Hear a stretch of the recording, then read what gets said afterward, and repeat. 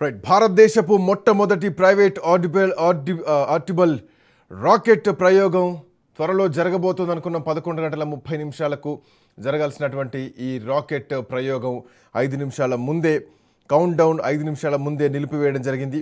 So ఈ orbital rocket ప్రయోగం విఫలమైంది. సో ప్రస్తుతానికి పాస్లో ఉంది. దీనికి సంబంధించినటువంటి సాంకేతిక సమస్యలతో నిలిచిపోయింది అన్నట్టుగా తెలుస్తోంది. ఇప్పటివరకు అధికారిక ప్రకటన మాత్రం రావాల్సినటువంటి అవసరం ఉంది. అయితే కలాం, సారాభాయి, సివి రామన్ల బంగారు విగ్రహాలని కూడా ఈ రాకెట్లో ప్రయోగించబోతున్నారు. సో చాలా ప్రతిష్టాత్మకంగా తీసుకున్నటువంటి ప్రాజెక్ట్ హైదరాబాద్ చెందినటువంటి స్కై రూట్ ఏరోస్పేస్ సంస్థ భారతదేశపు మొట్టమొదటి ఒక ప్రైవేట్ ఆర్బిటల్ రాకెట్ అయినటువంటి విక్రమ్-1ను ఈరోజు ప్రయోగించడానికి సిద్ధమయ్యారు. సో ఈ ప్రయోగం ఆంధ్రప్రదేశ్లోని శ్రీహరికోట నుంచి ఈరోజు ఉదయం 11 గంటల 30 నిమిషాలకు జరగాల్సి ఉంటే 11 గంటల 30 నిమిషాలకు 5 నిమిషాల ముందే కౌంట్ డౌన్ను నిలిపివేశారు. ఆటోమేటిక్గా రాకెట్ ప్రక్రియ మరికొద్దిసేపట్లో స్టార్ట్ అవుతుంది అని అనుకున్నా కానీ ఇంకా దానికి సంబంధించినటువంటి పూర్తి వివరాలు మాత్రం రావాల్సినటువంటి అవసరం ఉంది. అయితే ఇదే సంస్థ గతంలో 2022లో కూడా విక్రమ్-S సబ్ ఆర్బిటల్ రాకెట్ను కూడా ప్రయోగించి 89 కిలోమీటర్ల ఎత్తుకు చేరుకుంది. సో ఇప్పుడు విక్రమ్-1 450 కిలోమీటర్లు ఇంటూ 450 కిలోమీటర్ల ఒక వృత్తాకార భూమికి సమీప కక్షకు చేరుకుంటుంది అన్నటువంటి ఆశాభావం వ్యక్తం చేస్తున్నటువంటి క్రమంలో ఈ రాకెట్ ప్రయోగం విఫలమైనట్టుగా తెలుస్తుంది. ప్రస్తుతానికి పాస్ నడుస్తోంది సాంకేతిక సమస్యలతోటి. ఎందుకు సాంకేతిక సమస్య రావాల్సి వచ్చింది? సో దీనివల్ల వాస్తవానికి కూడా చాలా తేలికపాటి కార్బన్ కంపోజిట్లను కూడా వాటితో తయారు చేయబడ్డటువంటి ఈ రాకెట్ భారతదేశ చరిత్రలో, అంతరిక్ష చరిత్రలో ఒక క్రియాశీలకంగా మారుతుందని అనుకున్నటువంటి నేపథ్యాన్ని కూడా చూసాం.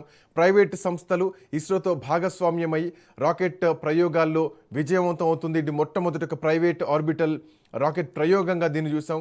బట్ మొట్టమొదటి ఈ ప్రయోగమే ఈరోజు సాంకేతిక సమస్యలతోటి ఆగిపోవడం మాత్రం కొంత ఆసక్తి కనిపిస్తోంది, కొంత ఉత్కంఠ కనిపిస్తోంది. దీని వెనకాల గల కారణాలు ఏమై ఉండొచ్చు? రకరకాల కారణాలు వినిపిస్తున్నాయి.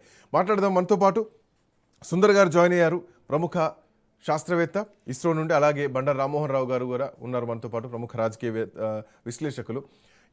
సుందర్ గారు నమస్తే అండి. నమస్తే అండి. సో ఈ ప్రయోగం విఫలం కావడానికి, ఇంకా పూర్తి స్థాయిలో విఫలమైందని అనుకోవడానికి లేదు, ప్రస్తుతానికి మాత్రం సాంకేతిక సమస్యలతో ఆగిపోయింది అన్నట్టుగా ఇప్పటివరకు తెలుస్తుంది. ఇంకా అధికారికంగా దీనిపైన ప్రకటన రావాల్సినటువంటి అవసరం కూడా ఉంది. బట్ ఏమై ఉండొచ్చు, రీజన్స్ ఏమై ఉండొచ్చు? ఒక ప్రైవేట్ ఆర్గనైజేషన్ ఇనిషియేట్ తీసుకొని, సో గతంలో కూడా చేసినటువంటి సంస్థ ఇది ప్రయోగం చేసింది. సో ఇప్పుడు మళ్ళీ రెండోసారి ఒక ప్రైవేట్ భాగస్వామ్యంతో ఇస్రో భాగస్వామ్యంలో ముందుకెళ్తున్నటువంటి టైంలో ఈ సాంకేతిక సమస్యలకు గల కారణాలను ఎట్లా చూడొచ్చు సుందర్ గారు? మనం గతంలో కూడా ఇలాంటి శాటిలైట్ అంటే రాకెట్ లాంచింగ్ ప్రయోగాల్లో కొన్ని టెక్నికల్ ఎర్రర్స్ వచ్చి అనేక సందర్భాల్లో కొన్ని ప్రయత్నాలు విఫలమయ్యి మళ్ళీ ఆగిపోవటం, మళ్ళీ వెంటనే కొంత సమయం అంటే 1 or 2 days few days time తీసుకొని మళ్ళా వాటిని లాంచింగ్ చేసుకోవడం, తర్వాత ఎన్నో కొన్ని టెక్నికల్ ఎర్రర్స్ అనేవి గతంలో మనం చూసాం. ఇదేం కొత్తదేం కాదు ఈ రోజుకి ఈ రోజు. సో ప్రత్యేకించి ఏంటంటే వాళ్ళు నోటీస్లో తెలియజేస్తా ఉంది ఏంటంటే ఫిల్లింగ్ స్టేషన్స్ లో కానీ, లేకపోతే అంటే మనకి ఎప్పటికప్పుడు ఫ్యూయలింగ్ అనేది అంటే రాకెట్ ప్రయాణాన్ని దృష్టిని వీటన్నిటిని కూడా దృక్పథంలోకి పెట్టుకొని ఫ్యూయలింగ్ అనేది అక్కడ చేయటం జరుగుతూ ఉంటుంది. ఈ ఫ్యూయలింగ్ చేసేటప్పుడు ఏంటంటే ఫ్యూయలింగ్ సెక్షన్ లో కానీ, లేకపోతే ఇంటర్నల్ గా, లేకపోతే ఫ్యూయల్ చేసిన ట్యాంక్ నుంచి ప్రెషరైజ్డ్ ఎక్కువైపోయి ఎక్కడున్న ట్యాంక్ ప్రెషర్స్ ఏదైనా ఇదిగా ఉంటే అక్కడ లీకేజ్ అవటం కానీ, లేకపోతే ఇది ద్రవ ఇంధనం అంటే లిక్విడ్ మెటీరియల్ కిందకి ఇది చేస్తారు. ఈ ద్రవ ఇంధనం ఏంటంటే ఆటోమేటిక్గా ఎక్కడో చోట చిన్న అంటే పైప్ లైన్స్ లో కానీ, లేకపోతే లీకేజెస్ లో కానీ దేర్ ఆర్ మెనీ, అంటే ఒక పార్ట్ అని కాదు, సడన్లీ ఆ ట్రాక్ లో ఫ్యూయలింగ్ ట్రాక్ లో ఎక్కడో చాట లీక్ ఉండటం అనేది మనం గమనించవచ్చు. సో ఇట్లాంటి ప్రయత్నాలు అంటే కొంచెం అంటే ఫాస్ట్ గా మనం ఒక టైం బౌండింగ్ పెట్టుకొని వర్క్ చేస్తున్నప్పుడు చిన్న టెక్నికల్ ఇష్యూస్ రైజ్ అవుతానే ఉంటాయి. వాటిని మళ్ళా తిరిగి కొన్ని గంటల వ్యవధిలోనే వాటిని మళ్ళీ ఎక్కడ టెక్నికల్ ఎర్రర్ వచ్చింది అనే దాన్ని ఐడెంటిఫై చేసుకుంటూ ఇమీడియట్ గా దానికి సొల్యూషన్ చేస్తూ దాన్ని మళ్ళీ వెంటనే ప్రాతిపదికలోకి తీసుకునే పరిస్థితి అయితే మనకి ఈ రాకెట్ కేంద్రాల్లో మనం యథావిధిగానే చూస్తున్న పరిస్థితి. ప్రస్తుతం ఇది అధికారికంగా అయితే ఇంకా ఏమీ మనకి క్లియరెన్స్ ఇవ్వలేదు. కానీ మేము అనుకోవటం ఏంటంటే ఈ ఫ్యూయల్ ఇంజెక్షన్ మోడ్ లోనే ఏదో కొంచెం మాడ్యూల్స్ లో వీటిలోనే ఆ టైప్ ఆఫ్ టెక్నికల్ ఎర్రరే మేజర్ గా కనిపిస్తా ఉంది. ఒకవేళ ఇది ఫ్యూయల్ కి సంబంధించిన సమస్య కనుక అయితే మాత్రం కొద్ది గంటల్లో లేకపోతే కొన్ని గంటల వ్యవధి తర్వాత అంటే 1-2 సుందర్ గారు, రోజుల్లో అంతా కూడా మనకు అప్డేట్ వస్తుంది. ఐ థింక్ మీరు అన్నట్టు ఫ్యూయల్కి సంబంధించినటువంటి ఇష్యూసే అన్నట్టు కనిపిస్తుంది మీ మాటల్లో చూస్తే. ఎందుకంటే 12/5కి మళ్ళీ లాంచ్ చేస్తున్నాం అన్నట్టు కూడా ఇప్పటికే ఇస్రో ప్రకటించడం జరిగింది. So Yes. So so very short నోటీస్లోనే మళ్ళీ దీన్ని రీలాంచ్ చేయడానికి సిద్ధమవుతున్నారు. బట్ ఏదేమైనా కానీ, Yes. అంటే ఒక దేశం ప్రతిష్టాత్మకంగా తీసుకున్నటువంటి టైంలో ఒక ప్రైవేట్ భాగస్వామ్యంతో వెళ్తున్నప్పుడు తీసుకోవాల్సినటువంటి జాగ్రత్తలు ఏంటి, అంటే ఎక్కడ ఇట్లాంటి లోపాలు జరుగుతున్నాయి, సీనియర్స్ లేకపోవడం, ఈ మధ్యకాలంలో జరిగినటువంటి రాజీనామాల సందర్భాన్ని ఏమైనా ఇక్కడ మనం ఉపయోగించడానికి వీలుంటుందా, ఒక అనుభవాలు ఏమేమైనా కనిపిస్తుంది అనుకోవచ్చు, ఎట్లా చూడొచ్చు? అంటే ఇది టెక్నికల్ ఎర్రర్ ని మనం అంటే ఇక్కడ ఉండే పనిలో ఎర్రర్ ముందల్నే ఐడెంటిఫై చేశారు కాబట్టి they are all in alert position. అందరూ భాగస్వామ్యంతో చేస్తున్నట్టే మనం చూడొచ్చు. కాకపోతే ఏంటంటే కొంతమంది సీనియర్స్ నిపుణులు ఏదైతే ఉందో వాళ్ళ భాగస్వామ్యం మిస్ అవ్వటము, లేకపోతే ఈ నాలెడ్జ్ అనేది ఎప్పుడు కూడా చాలా బుక్ ఆఫ్ రికార్డ్ అండి. అది చాలా గొప్ప విషయం. నాలెడ్జ్ హబ్ అనేది మనిషి మేధాశక్తిని అంచనా వేయగలగటం కానీ, కొలమానం చేయటం కానీ, కొనగలగటం కానీ ఈ సృష్టిలో దీనికి కూడా లేదు. దానికి రేట్ కూడా కట్టలేం మనం. సో ఇది ప్రతి ఒక్కళ్ళు తెలుసుకోవాల్సిన విషయం. కాబట్టి ఈ మేధాశక్తి కలిగిన వ్యక్తులు అందరూ కూడా ఒక ఇంక్యుబేషన్ సెంటర్ లాగా ఒక ఇంక్యుబేట్ అయిపోయి అందరూ ఒక particular range of work mind లో కలిగి ఉండి అందరూ కూడా కలిసి పని చేయగలిగితే మన భారతదేశం ప్రపంచంలో ఒక అద్భుతమైన పొజిషన్ లో ఉండడానికి పెద్ద విషయం ఏం కాదు. బికాజ్ ఈ రోజు ప్రపంచవ్యాప్తంగా పనిచేస్తున్న పెద్ద పెద్ద రాడార్ సెంటర్స్ లో కానీ, శాటిలైట్ వీటిలో కానీ, లేకపోతే ఏదైతే అద్భుతమైన మనం పెద్ద పెద్ద కంపెనీస్, టెక్నాలజీస్ కంపెనీస్ అని అనుకుంటున్నామో వాటన్నిటిలో మన దేశం యొక్క పాత్ర చాలా గొప్పగా ఉందని చెప్పుకోవడానికి గర్వించాలి ఈ సమయంలో. సో ఇలాంటి గొప్ప వ్యక్తులు, నిష్ణాతులైన వ్యక్తులు, ఇంత గొప్ప నాలెడ్జ్ ఉన్న వాళ్ళు ఈ దేశం కోసం పనిచేయాలి. ఈ దేశం కోసం, ధర్మం కోసం ఇక్కడ మనం పని చేయగలిగితే ఫస్ట్ మన దేశంలో ఉండే అభివృద్ధిని సామరస్యంగా మన దేశాన్ని డెవలప్ చేసుకుంటూ ఉంటే పక్క దేశాలు కూడా మన వైపు చూస్తాయి. ఎస్, ఇక్కడ ఏం జరుగుతా ఉంది, ఎందుకు జరుగుతా ఉంది. ఈ రోజు మనం పెద్ద పెద్ద ఐఫోన్ టెక్నాలజీ అని అదని ఇదని ఏదేదో తీసుకొస్తా ఉన్నాం. But it is coming from one particular person brain. అది ఒక చిన్న వ్యక్తి యొక్క కేవలం ఒక చిన్న స్పార్క్. అది పూర్తిగా అటామికల్ వరల్డ్ అని చెప్పడానికి కూడా లేదు. It's an one particular spark. ఇలాంటి లక్షల స్పార్క్స్ ప్రతి సామాన్యుడి గుండెలో వస్తాయి, ప్రతి సామాన్యుడి మెదడులో కూడా వస్తాయి. కాకపోతే వీటన్నిటినీ కూడా అంగీకరించేదానికి చట్టంలో కొన్ని నియంత్రణలు ఉన్నాయి, కొన్ని క్లారిటీస్ ఉన్నాయి, కొన్ని క్లాసిఫికేషన్స్ ఉన్నాయి. వాటన్నిటినీ మనం పెట్టుకొని మన దేశానికి తగిన విధంగా తగిన వ్యక్తులతోటి మనం ఈ పారదర్శకత చూపించి ఇది ప్రపంచానికి ఒక పెద్ద సాంకేతికమైన మార్పుని తీసుకొచ్చే ఒరవడిని మనం కనుక చేయగలిగితే ఇంకా గొప్ప విషయం అండి ఇది. రామ్మోహన్ రావు గారు చెప్పండి. రామ్మోహన్ రావు గారు, సరే, అంటే ఏదేమైనా ముందే టెక్నికల్ ఎర్రర్స్ ని గమనించి కొంత వాయిదా వేసి మళ్ళీ దాన్ని రీషెడ్యూల్ చేయడం, అఫ్ కోర్స్ ఇది కొంత యాక్సెప్ట్ చేయాల్సినటువంటి విషయం. ఎందుకంటే గాల్లోకి పోయిన తర్వాత కూలిపోయినటువంటి రాకెట్లు చాలా ఉన్నాయి, చాలా మంది బాధపడ్డారు, మనం చూసాం కూడా సందర్భాలు. బట్ ఇక్కడ పాయింట్ ఒకటి రేజ్ అవుతుంది. భారతదేశ ప్రైవేట్ అంతరిక్ష రంగం ఏదైతే ఉందో ఇది ఒక చరిత్ర సృష్టించబోతోంది, చరిత్ర సృష్టించింది అనుకోవడానికి ఈ విక్రమ్-1 అనేటువంటి రాకెట్ ప్రయోగం ఒక వేదికగా మారిందనుకోవడం ఒక పాయింట్ అయితే కనుక, ఈ విఫలం మళ్ళీ జరగదు. ఎందుకంటే ఒక యువతరం, దీనికి సంబంధించినటువంటి సంస్థ యజమాని కూడా ఒక యువకుడు, పవన్ అనేటువంటి యువకుడు. సో హైదరాబాద్ చెందినటువంటి వ్యక్తి, హైదరాబాద్ చెందినటువంటి ఏరోస్పేస్ సంస్థ. ఇది భారతదేశానికి ఎంత గర్వకారమో ఒక తెలుగువాడిగా మనకు కూడా అంతే గర్వకారణంగా భావించాల్సినటువంటి విషయం. సో ఇట్లా నేపథ్యంలో ఈ టెక్నికల్ ఎర్రర్స్ రాకుండా సీనియర్స్ రాజీనామాలు చేయడం కానీ, సో ఇవన్నిటిని ఎట్లా చూడొచ్చు, అండ్ మీ విశ్లేషణ ఏంటి దీనిపైన? ఖచ్చితంగా శ్రీకాంత్ గారు, మీకు అట్లాగే మిత్రులు సుందర్ గారికి, రాజ్ న్యూస్ ప్రేక్షకులు నమస్కారం. బి పాజిటివ్ అంటున్నాను. అది ప్రతి దాంట్లో రంధ్రాన్వేషణ చేయడం సరైనది కాదంటున్నాను. నేను ప్రైవేట్ రంగంలో ఇట్లాంటి ర్యాకెట్లు తయారు చేస్తామంటే చాలా సంతోషం అన్నాను, ఎందుకంటే నేను అభినందించాను. షార్క్ కేంద్రం ఏర్పడింది ఇవాళ కదా, 1971 ఏర్పడింది. 55 ఏళ్ళు అయింది. ఇప్పటి వరకు వేల ప్రయోగాలు చేసింది కదా, వందలు కాదు, 690 ప్రయోగాలు అయితే ఎప్పుడో 71కి 2001కి 21కి పూర్తయింది. దాదాపు ఇవాళ క్యాబులు ఎట్లా తిరుగుతున్నాయో మనం రష్యా నుంచి కానీ చాలా విదేశాలు కూడా మన దగ్గర నుంచి ఉపగ్రహాలు ఇవ్వడానికి అతి చౌకలో చేస్తున్నాం. నిజంగా మన శాస్త్రవేత్తల కృషిని అభినందించాలి, సుందర్ లాంటి లాంటి వారిని అభినందించాలి. రెండు విషయాలు ఇక్కడ ఫెయిల్ కాలే, ఇంకా పాజిటివ్ అంటే దాన్ని ముందు కనుక్కొని ప్రమాదాన్ని కనుక్కొని వాయిదా వేసిండు. అంటే 12 గంటల మళ్ళీ విడుస్తాడు.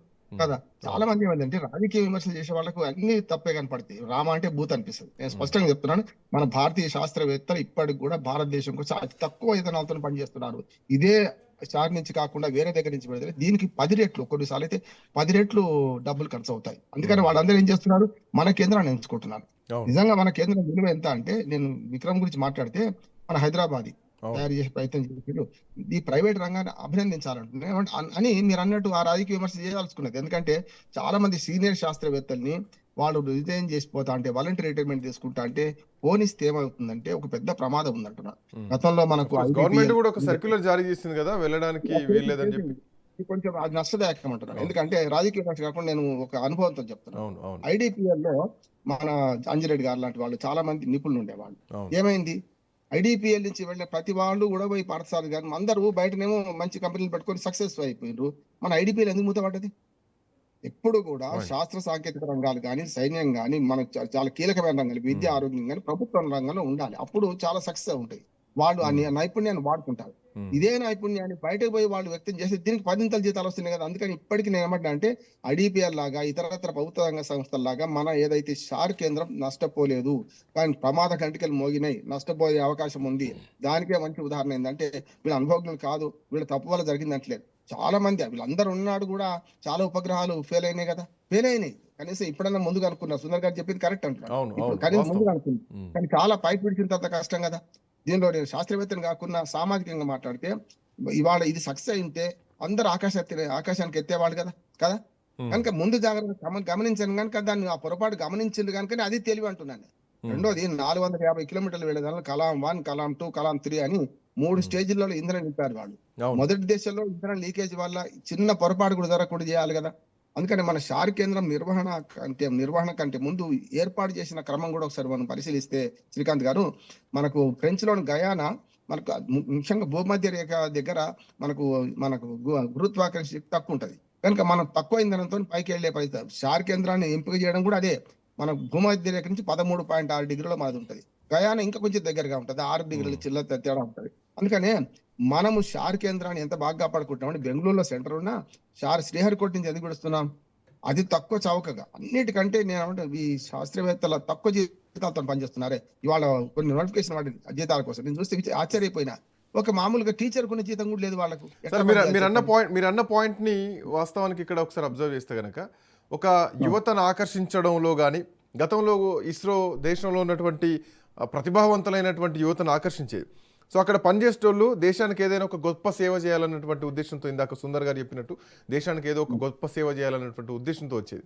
బట్ రాను పరిస్థితి ఏమైపోయిందంటే, యువ శాస్త్రవేత్తలంతా కూడా వెళ్ళిపోతున్నారు. దానికి కారణం ఏంటంటే, బయట ప్రైవేట్ ఏరోస్పేస్ సంస్థలు ఏవైతున్నాయో వాళ్ళు ఇచ్చేటువంటి అధిక వేతనాలు కానీ, లేదంటే వాళ్ళు ఇచ్చినటువంటి ప్యాకేజెస్ కానీ, ఇంకా ఆఫ్కోర్స్ ఎవరైనా కానీ జీవితాన్ని కొంత సులభతరం చేసుకోవడానికి చూస్తూ ఉంటారు. సో అందుకే ప్రైవేట్ సంస్థల్ని ఎంకరేజ్ చేయడంలో తప్పేం లేదు, యువతను ఎంకరేజ్ చేయడంలో. వీళ్ళు ఇస్రోతో భాగస్వామ్యం అవుతున్నారు. బట్ ఇస్రో ఆ లైన్ దెబ్బతింటుంది కదా, ఇస్రో క్వశ్చన్ మార్క్ పడుతుంది కదా. సో ఈ విషయంలో ప్రభుత్వాలు ఎట్లా ఆలోచించాలనేదే కదా పాయింట్. అదే ఏమంటే, ఫస్ట్ వీళ్ళ జీతాలు పెంచాలి. పెట్టి చాకరీ చేస్తున్నారు, ఇది స్పష్టంగా చెప్తున్నాను. 79,000 ఇప్పుడు కొత్తగా అపాయింట్మెంట్ వాళ్ళకు 12 పోస్టులు పడ్డాయి ఇస్రోలో. దానిలో కేవలం 79,000 రూపాయలు. ఇవాళ మామూలు సీనియర్ టీచర్ 1,20,000 దాకా వస్తున్నాయి. పెన్షన్ వస్తున్నాయి 78,000. రిటైర్ అయిన ఎప్పుడో 150 రూపాయలకు చేరిన టీచర్ కూడా. అటువంటి అప్పుడు మీరు అవకాశాలు గని కల్పించాల్సింది, దీన్ని తీసుకుపోయి వాళ్ళని ప్రైవేట్ పరం చేస్తున్నాం కదా. బయటకు పోతే 10 వస్తుంది సార్. ఇప్పుడు వీళ్ళు ఇచ్చే జీతానికి సీనియర్ సైంటిస్ట్ కి అయితే కూర్చునే పెట్టిస్తున్నారు, మర్యాద వస్తున్నారు. ఇక్కడ మర్యాద లేదు, మనం లేదు, తక్కువ జీతాలకు పనిచేస్తే విలువ లేదంటున్నాడు. అట్లాని షార్ కేంద్రాన్ని తక్కువ అంచనా వేయడం వీళ్ళు చెప్తున్నాను కదా. ప్రపంచవ్యాప్తంగా మన దగ్గర నుంచి డిమాండ్ చిన్న దేశాల నుంచి పెద్ద దేశాల వరకు. రష్యా విడిచిన మనం 142 మన ఉపగ్రహాలు విడిచిన సందర్భం చూసినాం మనం. కనుక ఇది ఫెయిల్యూర్ గా భావించొద్దు. దీన్ని ఒక గుణపాఠం, అంటే ప్రతి ఫెయిల్యూర్ వెనుక ఒకటి ఉంటది. ఫెయిల్యూర్ తర్వాత విజయాలు కూడా వస్తాయి అంటున్నాను నేను. దీన్ని ఒకసారి ఇది ఫెయిల్ అయినా కూడా ప్రైవేట్ రంగాన్ని ప్రోత్సహించని కొందరు ప్రతిపక్ష నాయకులు కానీ రకరకాల రాజకీయ విమర్శ చేస్తారు. నేను దాన్ని ఒప్పుకోవడం లేదు. కానీ ప్రైవేట్ రంగం పోటీగా ఉన్నప్పుడు ప్రభుత్వ రంగం ఎప్పుడు కునారిల్లిపోతుంది, ఇది బాగా గమనించాలి. రాజకీయ విమర్శలు కూడా సారం ఏంటంటే, మీరు హెచ్ఏఎల్ కానీ మనకు ఈసీఐలు కానీ మన హెచ్ఎండి కానీ చూడండి, హెచ్ఎండి మూతపడ్డది, అల్యూమినియం మూతపడ్డది. ఎందుకని చిన్నదే కావచ్చు నేను చెప్తాను. కనుక ఎప్పుడు ప్రభుత్వ రంగానికి పోటీగా ప్రైవేట్ రంగాన్ని డెవలప్ అయినప్పుడు ప్రభుత్వ రంగం నష్టపోతుంది. కనుక షార్ అనేది దేశాన్ని తాకట్టు పెట్టారంట, అంత మాట నేను అనను. కానీ చాలా వరకు దీనివల్ల నైపుణ్యం ఉన్న సీనియర్ ఉద్యోగులు దీని శాస్త్రవేత్తలు బయటకు పోవడం వల్ల నష్టం వస్తుంది. ఇది కాకుండా చూడాలి, బ్యాలెన్స్ చేయాలంటున్నాను నేను. వీళ్ళ జీతాలు వేస్తే బయటకు పోరు కదా సార్. దీంట్లో అమ్మ పెట్టాని వద్ద అడక తినడం వద్ద అన్నట్టు నువ్వు పెట్టవు, ఇంకో దగ్గర పోతే నువ్వు విమర్శిస్తా అంటే ఎట్లా? ఇక్కడ ఖచ్చితంగా ఇప్పుడు రకరకాల సంక్షేమ పథకాల మీద వేల కోట్ల రూపాయలు దుర్వినియోగం చేస్తుంది. దుర్వినియోగం అంటున్నాయి ఈ మధ్యన. ఉచితాలు ఇస్తున్నది. విద్య, ఆరోగ్యము దేశ రక్షణ కలిసి మించిదేమని చెప్పండి. కనుక మన ఉపగ్రహాల ద్వారా విద్య, ఆరోగ్యం అన్ని సేవలు అందుతున్నాయి కదా. దీనిలో కూడా మనం బడ్జెట్ కేటాయించి, ఎక్కువ కేటాయించి దీన్ని కాపాడుకోవాలి. మన యువ శాస్త్రవేత్తలను ప్రోత్సహించాలి, సీనియర్ శాస్త్రవేత్తలను గౌరవించాలి. ఈ రెండు చేయాలి, అప్పుడు మాత్రమే అవుతుంది. నేనైతే ఈ ఉపగ్రహం ఫెయిల్ అయినా కూడా నేను దీని వల్ల అయిందని అంటలేను. ప్రైవేట్ రంగం కప్పచెప్పడం వల్ల ఏందో శాస్త్రవేత్తలు కూడా, శాస్త్రవేత్త ఎప్పుడు తన విజయాన్ని కాదు సమిష్టి విజయాన్ని కోరుకుంటారు. నేను గతంలో ఒకసారి ఏరోస్పేస్ సక్సెస్ అయింది కాబట్టి బహుశా ఆ ఉద్దేశంతో తీసుకున్నా కానీ ప్రైవేట్ రంగంలో ఇది ఒక భారీ చేంజ్ ఓవర్ లాగా దీన్ని మనం చూడొచ్చు. ఖచ్చితంగా వీళ్ళు కూడా గుణపాఠం చేస్తారు. హైదరాబాద్ సంస్థ మనకు విక్రమ్ది, వాళ్ళు కూడా గుణపాఠం చేసుకుంటారు కదా. మాకు అనుభవం లేదు, నిజంగానే ప్రభుత్వ రంగంలో వాళ్ళు ఎంత బాగా చేస్తున్నారు ఇప్పటిదాకా అనే మాట వస్తారు కదా. వీళ్ళు ఛాలెంజ్ చేసుకుంటారు. ఒక అపజయం అనేది పూర్తిగా క్లోజ్ కాదు, చాప్టర్ క్లోజ్ కాదు. అపజయం ఎన్నో గుణపాఠాలు నేర్పుతుంది. ఏం చేస్తే బాగుంటుందని ఇంకా ఎడ్యుకేట్ అవుతారు. నేను స్పష్టంగా చెప్తున్నా, ఇవాళ షార్లో పనిచేసే స్వీపర్ నుంచి ఈ మాట అంటున్నాను. స్వీపర్ కూడా ఒక దేశంలో ఒక కంప్యూటర్ శుభ్రం చేస్తూ పాడు చేసింది అనుకోండి, పోతుంది కదా. అక్కడి నుంచి మొదలుకొని అత్యంత సీనియర్ శాస్త్రవేత్త దాకా అందరు కృషి ఉంటుంది. అందుకనే సమిష్టి విజయంగా భావిస్తారు. శాస్త్రవేత్తలు ఎప్పుడు వ్యక్తిగత విజయంగా భావించారు, ఈ సమిష్టి విజయం అనుకుంటారు. కనుక సమిష్టి విజయంలో ఎక్కడో ఒక చిన్న లాగా కనపడుతుంది, ఎక్కడో దగ్గర గొలుసు పోయింది అనుకుంటా, ఆ గొలుసు అతుకుదామా లేకుంటే మొత్తం విమర్శిద్దామా అని చూడాలి. నేను స్పష్టంగా చెప్తున్నాను, షార్ నుంచి ఇవాళ ఈ కేంద్రం మన విక్రమ్ సక్సెస్ కావాలని కోరుకున్నాం. విఫలమైనా కూడా ప్రతి వైఫల్యం విజయానికి సోపానం అని అంటున్నాడు. ఈ మెట్టు విఫలమైతే ఇంకో మెట్టు ఎక్కే ప్రయత్నం చేస్తాం. ఆ రకంగా చేయాలి. కానీ అది మాత్రం కష్టమే. ప్రభుత్వ రంగ సంస్థలు నాశనం చేసుకుంటే, తప్పు చేసుకుంటే రేపు కష్టం. కనుక వీళ్ళ మెరుగైన జీతభత్యాలు ఇవ్వాలి, బయట ఆకర్షణ లేకుండా చూడాలి. అప్పుడు కూడా పోయింది అనుకోండి, అది వాళ్ళ తప్ప, మనది కాదు కదా. రైట్, కౌంట్ డౌన్ స్టార్ట్ అయిపోయింది.